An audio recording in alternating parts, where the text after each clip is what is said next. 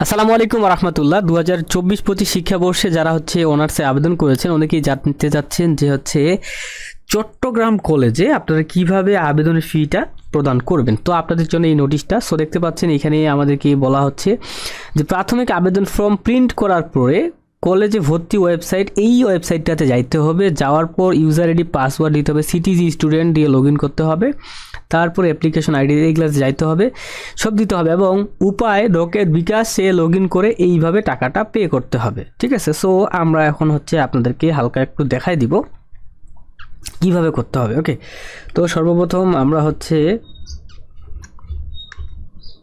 চলে যাচ্ছি। এখানে যাওয়ার পর আমাদের এই যে ওয়েবসাইটটার নাম কি বলেছিল, সিটিজি কলেজ ই শিক্ষা। হ্যাঁ, তো আমরা এখানে লিখব সিটিজি কলেজ ই শিক্ষা বিডি, এটা লিখে সার্চ করতে পারি। তারপর প্রথম যে আসলো ওইটাতেই ঢুকে যাব। যাওয়ার পর দেখতে পাচ্ছেন চট্টগ্রাম কলেজ চলে আসছে। তো এখানে লিখতে হবে সিটিজি স্টুডেন্ট। দেওয়ার পর এইটাকেই জাস্ট কন্ট্রোল সিতে কপি করে এখানে পেস্ট করে সাইন ইন দিবেন।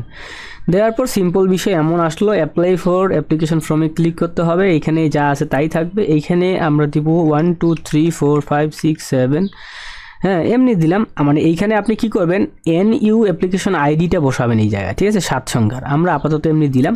স্টুডেন্টের নাম দিচ্ছি আমি এই যে এইটা দিলাম এবং মোবাইল নাম্বার, এখানে আমাদের যে মোবাইল নাম্বারটি রয়েছে চ্যানেলে আমরা সেটাই ইউজ করলাম। তারপর সাবমিটে ক্লিক করতে হবে। সঙ্গে সঙ্গে বলবে যে অ্যাপ্লিকেশন সাবমিট হয়ে গেছে, এখন 700 টাকা পে করেন।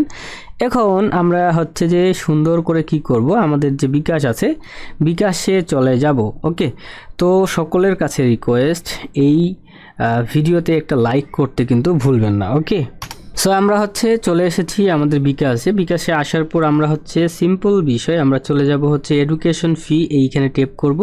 তার প্রতিষ্ঠানের নাম বা ধরন দিন, এইখানে ক্লিক করে আমাদেরকে এইখানে জাস্ট আমাদের চিটাগং কলেজ লিখতে হবে, CHITTA। দেখতে পাচ্ছেন এই নাম্বারে চলে এসে চিটাগং কলেজ, এখানে জাস্ট ক্লিক করবেন। ক্লিক করে বিল সময়সীমা যেই মাসে দিবেন আপনি টাকাটা জমা সেই মাসে দিবেন। আমরা ফেব্রুয়ারিতে দিচ্ছি, তো ফেব্রুয়ারি 2025 দিলাম।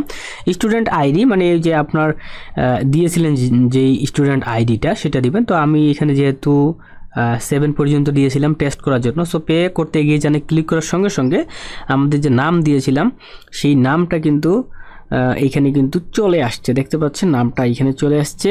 এখন আমরা যদি পেমেন্টটা করে দিই তাহলে কিন্তু আমাদের পেমেন্টটা কিন্তু চলে যাবে।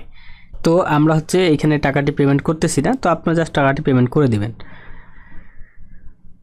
টাকাটি পেমেন্ট করে দেওয়ার পরে আপনার রসিদ ডাউনলোড কিভাবে করতে হবে আমরা একটু দেখে আসি। তো রসিদটাকে ডাউনলোড করার জন্য আপনি এইখানে আসবেন, আসার পর রিসিভ প্রিন্টে যাবেন। যাওয়ার পর এখানে আপনার যে অ্যাপ্লিকেশন আইডিটা ছিল সেটা বসায় শো পেমেন্টে ক্লিক করবেন।